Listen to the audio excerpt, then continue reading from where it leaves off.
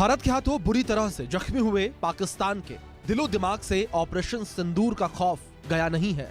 Operation सिंदूर ने पाकिस्तान के प्रधानमंत्री शहबाज शरीफ और सेना प्रमुख आसिम मुनीर को जख्मी ऐसा दिया कि उसे भूलने में दशकों लगेंगे। लेकिन लगता है पाकिस्तान की बुरी हार आसिम मुनीर के सिर चढ़ गई है। पाकिस्तान के नए चीफ ऑफ डिफेंस फोर्सेस यानी CDF का पद संभालते ही field marshal general Asim Munir चादर से बाहर निकलने लगे हैं। आसिम मुनीर ने भारत को ऐसी धमकी दी है जो उसकी खींच को बताती है। आसिम मुनीर ने फिर से गीदड़ भभकी दी है।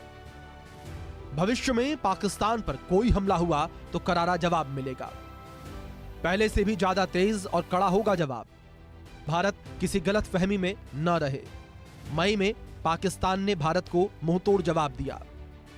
मेरे नेतृत्व में पाकिस्तान सेना ने मुंहतोड़ जवाब दिया।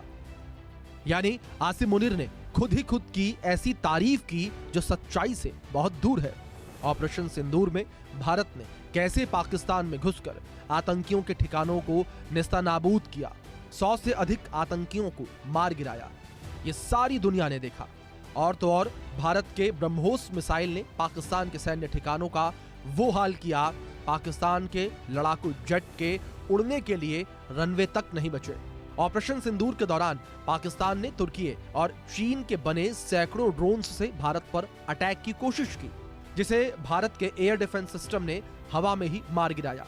अब आसिम मुनीर ने अपनी सेना को बदलते वैश्विक खतरे और युद्ध के स्वरूप के मुताबिक आधुनिक चुनौतियों के अनुकूल बनाने पर जोर दिया। मॉडर्न युद्ध अब साइबर स्पेस, इलेक्ट्रोमैग्नेटिक्स, स्क्रैप्स और स्पेस की ओर बढ़ा। Information war, AI, quantum computing जैसे नए क्षेत्रों तक बढ़ा आधुनिक युद्ध। फोर्सेस को आधुनिक चुनौतियों के मुताबिक खुद को ढालना जरूरी।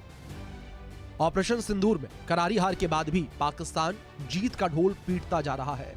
सेना की कमजोरी और खुद के नेतृत्व क्षमता पर सवाल न उठे, इसलिए ऑपरेशन सिंदूर के बाद ही जनरल आसिम मुनीर को फील्ड मार्शल बना दिया गया। पाकिस्तान के इतिहास में ये मौका था जब किसी को फील्ड मार्शल बनाया गया। अब 4 दिसंबर को आसिम मुनीर की ताकत में और इजाफा किया गया। आसिम मुनीर को तीनों सेनाओं के बीच तालमेल रखने के लिए CDF बनाया गया। इसके लिए पिछले महीने ही 27वें संविधान संशोधन में बदलाव किए गए। साथ ही मुनीर को चीफ ऑफ आर्मी स्टाफ यानी COAS भी नियुक्त किया गया।